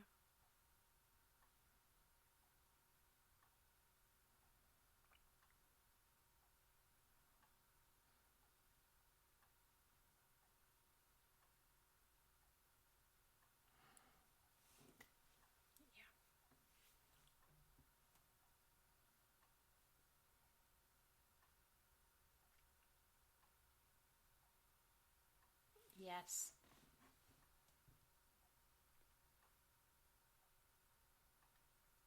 Yeah.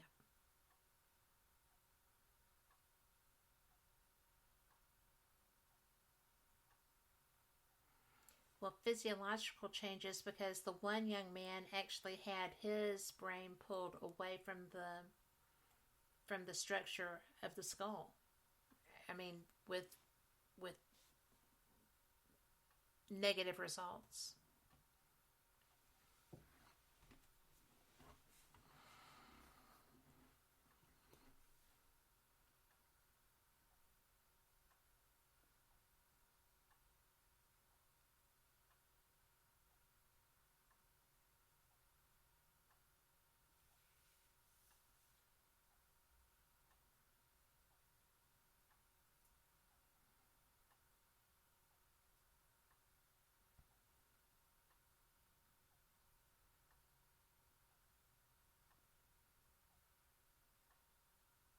Right?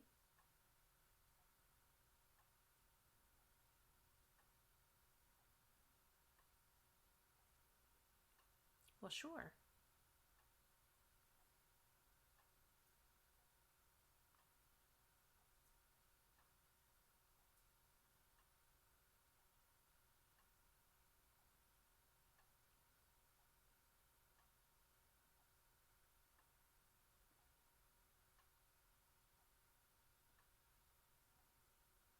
Well, it's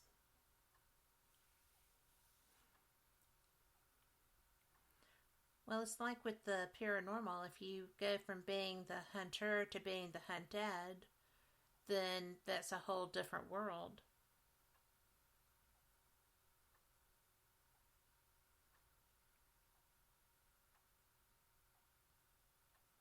Yes.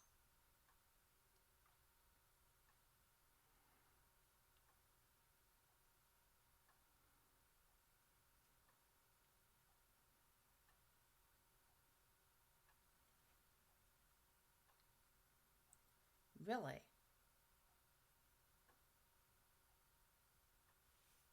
Yes.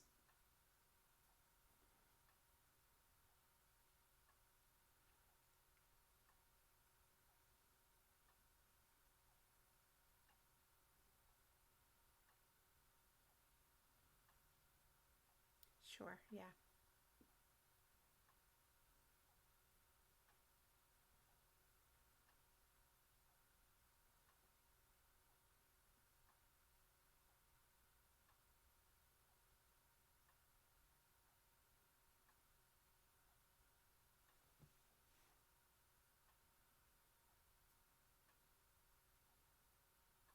Right.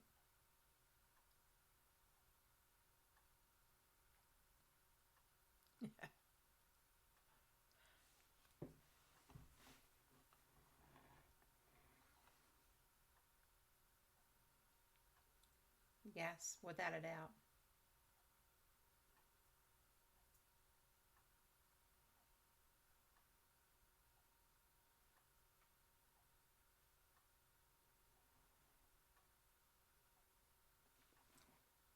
Get out.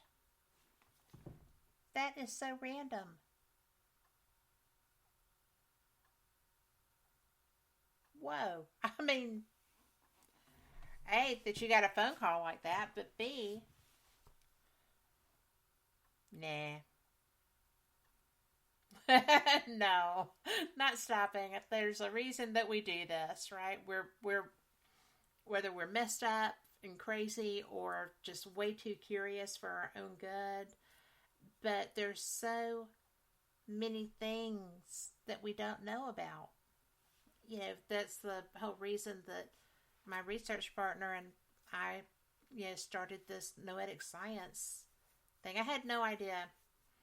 He called and he was like, I need to talk to you. And let's do a noetic science research study. And I'm like, sure, I'm all about that because I trust him. And I had no idea what we were getting into. And so, he's out trying to finish his education because we were on the way home from an investigation one night and late night you're talking on the phone, you know how that goes, and different cars. And I was like, you know what? You need to find us an EEG so that we can see what is happening. Because I was part of a research study years ago when they were doing scans as part of understanding how people had different activity that created experiences. And I was like, we need that. Because we have people that are coming to us, and if they could just have this technology, I think they would have a lot of answers if we could get this done. And so he is working on his, completing his education to be able to implement that in our work. But, there's so many different ways to approach every side of the paranormal. And what you have walked into, literally, when you went out there, because I'm sure that you did not anticipate this when you went out there, did you? I mean, when you found that, I know that we're tight, but how did you actually ascertain, A, how did you get there? Okay, but B, how did you ascertain that this was someplace that was having that kind of activity? And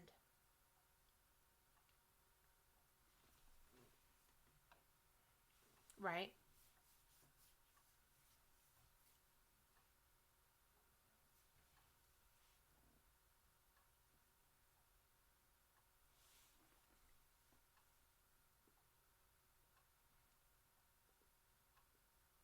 Right? Yeah.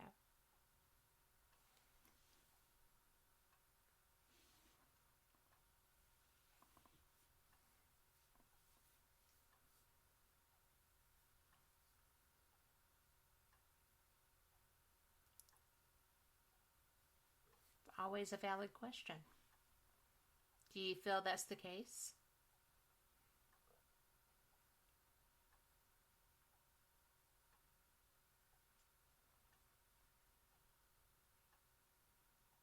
Right.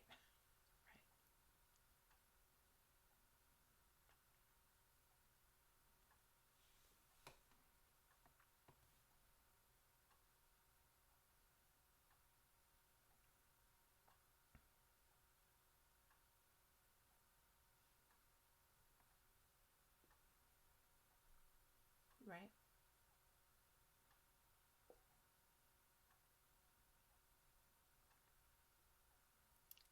Yes.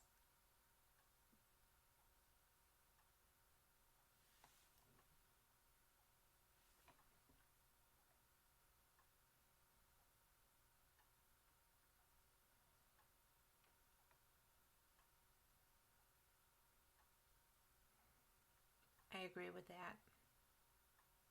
I think that's true. Well, what are you going to look for next? Whatever comes to you.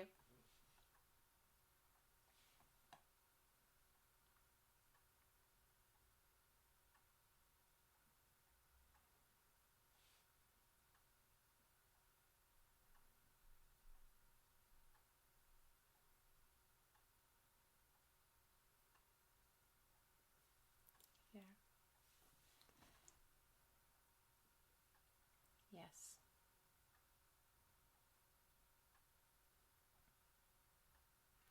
I have to tell you that I know it's been it's been 3 years since we were going to get me out there, and my husband was not sure enough yet of my healing to be comfortable with that.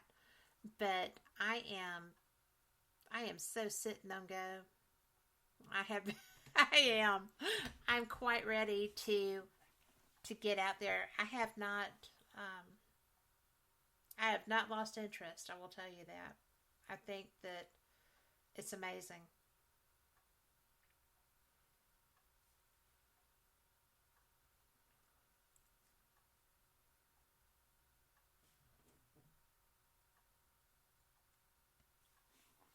Well, I'm all about it. And it's funny. I don't necessarily talk all that much about, you know, who I know and what I do and stuff. I do talk about you and your meadow when somebody comes up with something, because I find it fascinating. I never share any idea about where it might be, but I find it fascinating because people are always like, "Oh, well, this only happens in the deserts and in the this," and I'm like, no, I'm sorry, it happens globally. And I mean, when I was in Scotland, people would share with me, things that happened there. You travel a lot more than I do. I'm sure that you hear so much about it. It's not just nobody has a hold on it. It's not just in the Uinta Basin. It is a global phenomenon, and here you are getting so many different levels of activity, but you've also put a lot of time in there, and I'm sure that whatever is there is aware of your receptiveness because they're smart. So,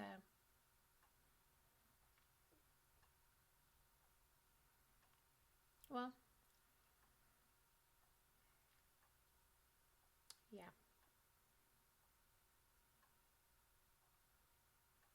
Yes. Yeah.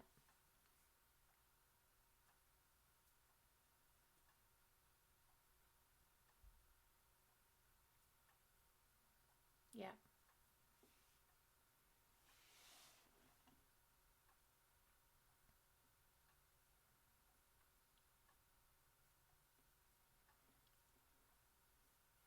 Well, He prepared you for it too, through your life.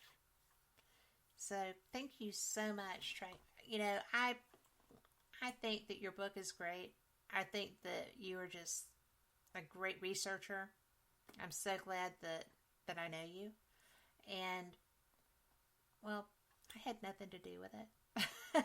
It's all you, dude. But,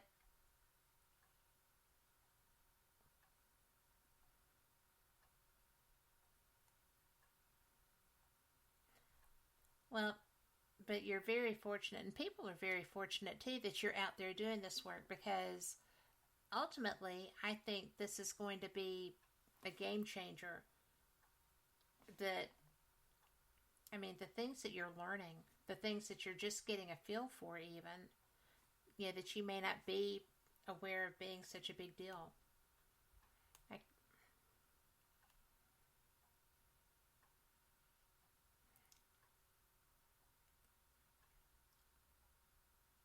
Yeah.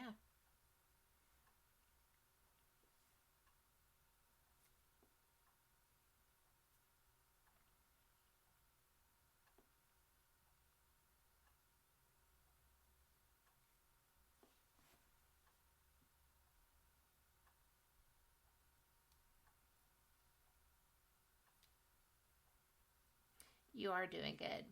And tell people your book and tell them where to find you and what to do. And, oh yeah, that's a great cover. Hold it up. It's so pretty. Yes. Yes.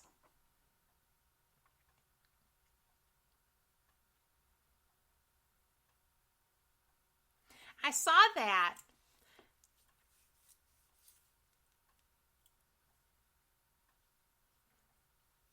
Can get the French version there too.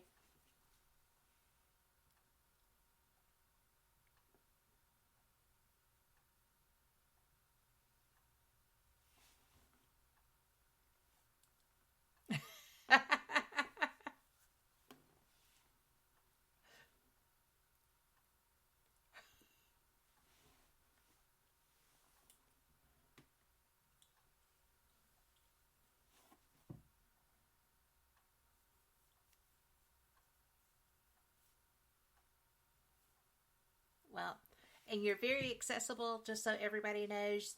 You can message him. He'll reach back out to you. And thank you so much for your time. And I'm sorry that we had a little high strangeness with this call. I'm going to work on merging these two recordings. So,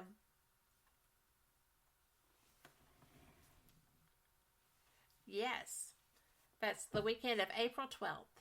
So if anybody has not got their tickets, I'm going to tell you, it's a great, great conference. It's small. It's the hotel has a restaurant. You can go down into the Eureka Springs City area. It's beautiful. And, you know, if you're into ghost hunting, like some people we know, the Crescent Hotel is there. And it's so haunted. But anyway, thank you again, Trey. And it's an honor for me too.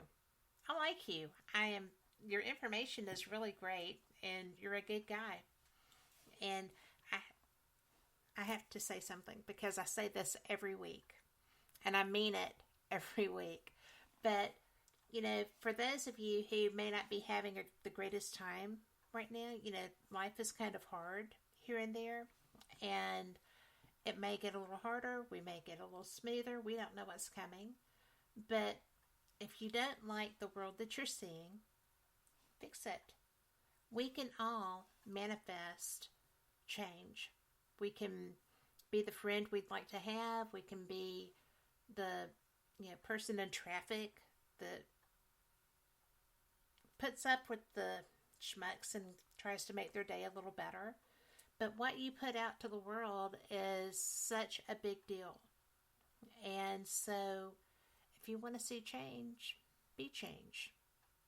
And it works. I promise you it works. And it may make you want to drink. And that's okay. That's why God made wine. But, that and for a wedding. But anyway, just saying. So, Go out and be the change you want to see. And Trey, you do a good job of that. So for everyone listening, I hope you have a great week. I hope that you join me. I'll be back on Wednesday with Paranormal Experience with Kat Hobson. In between there, you will... Actually, there's nothing in between there. But on Thursdays, you will get to hear Mark Fultz with his Universal Truth. And on Fridays, Shelley Robertson with her Ghost Talk Radio. So have a great week. Be the change and take care of you and yours. Good night.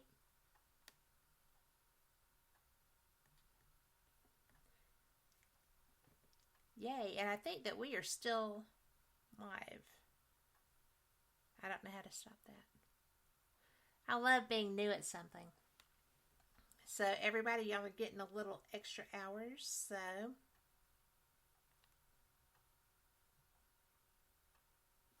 I guess that's it.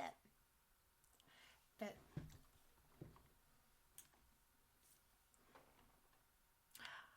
I did not. Yay. Oh, yeah. Oh, do you know, I have to tell you, I got, for whatever reason, I had to get a new MUFON card. And it said, I got it last year in June of 2022. And it said, member since 2023. And I thought, oh, well, there you go. So, I tell you, it's a hoot. But, well, I'm going to let you go because we are still on Facebook. But I will talk to you soon. And I will see you soon. Me too. Thanks. You too. Bye.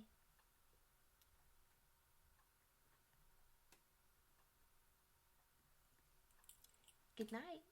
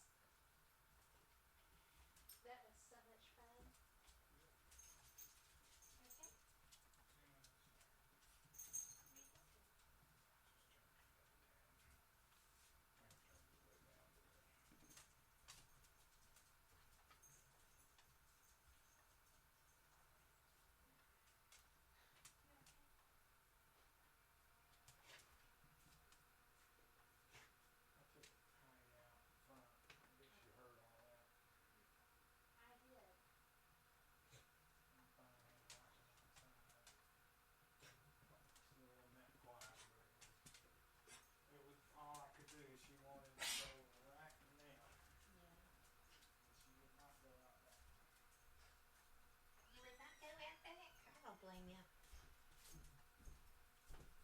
A lady needs some help sometimes.